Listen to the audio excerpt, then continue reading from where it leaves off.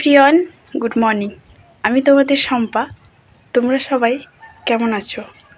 এটা আমার first blog. জানি না কি বলবো তোমাদের, নিজের কনফিডেন্স নেই যে তোমাদের সাথে কথা বলবো। ফার্স্ট টাইম নিজেকে ক্যামেরার সামনে, তো জানি না কি নিয়ে ব্লগ বানাবো। তো কিছু জিনিস তোমাদের সাথে, আমার স্কুল লাইফের কিছু স্মৃতি তোমাদের সাথে শেয়ার করতে চাই। চলো। স্কুল লাইফের স্মৃতি শেয়ার করার আগে আমাদের গ্রামের জাস্ট প্রকৃতিটা একবার দেখো।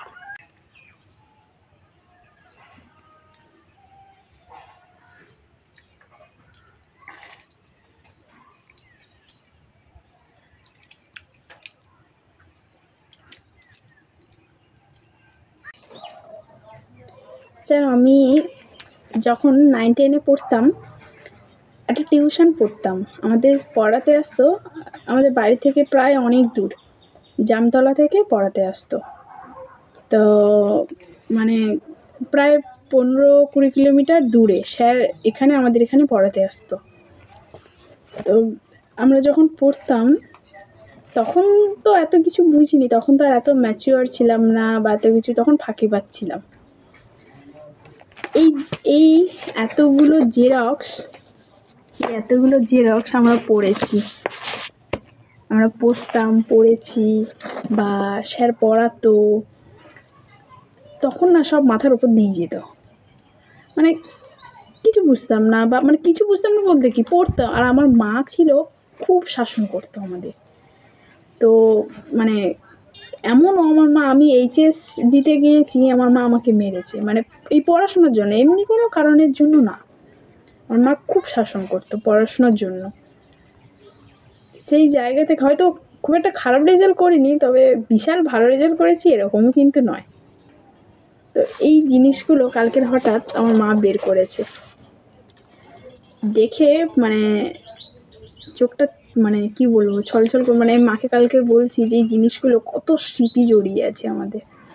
স্যার এই জিনিসগুলো, এই যে জেরক্স, এত কিছু আরও অনেক, সেগুলো খাতায় নোটস যখন লিখতাম, তো আমি না কম লিখতাম। স্যারকে বলবো, স্যার আপনি লিখে দিন না। স্যার বলবে, তুই খুব বদমাইশ মেয়ে, জানিস তো। এরকম ছিলাম। আর আমি খুব কি বলবো, দুষ্টুমি ছিলাম আর কি। স্যারদের দিয়ে বলো, স্যার লিখে দিন না, হাত ব্যথা করছে। একটুখানি লিখলে বলবো, স্যার কি হাত ব্যথা করছে, এরকম একটা ব্যাপার। আমরা যে টিউশনে পড়তাম, সেই টিউশনের নাম ছিল পার্বতী শিক্ষা নিকেতন। তো আমাদের এই যে মাইনা হতো, সেই মাইনা হচ্ছে কি, এই কার্ড ছিল, এই কার্ডে করে মাইনা লেখা হতো। তো কি বলবো, এই জিনিসগুলো না অনেক স্মৃতি জড়িয়ে আছে। আর স্কুল জীবনের কথা ভাবলেই তো চোখ ভরে জল আসে। জীবনে কিছু যদি ফিরে পাওয়ার হতো না, তাহলে স্কুল জীবনটাকেই যেন ফিরে পেতে ইচ্ছে করে, ফিরে পেতে চাই আমরা সবাই। তোমরা কে কে এইভাবে স্কুল জীবনকে মিস করো? আমার মতো কি তোমরা মিস করো? আমি স্কুল ছেড়েছি 3 বছর হয়ে গেছে।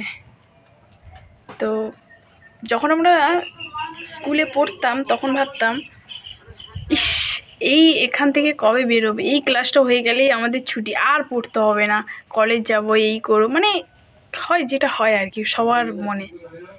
কিন্তু সত্যি ওখান থেকে বেরিয়ে আসার পরে, ওই যে হয় না কথায়, যে মানুষ হারিয়ে ফেলার পরই তার মূল্যটা বোঝে।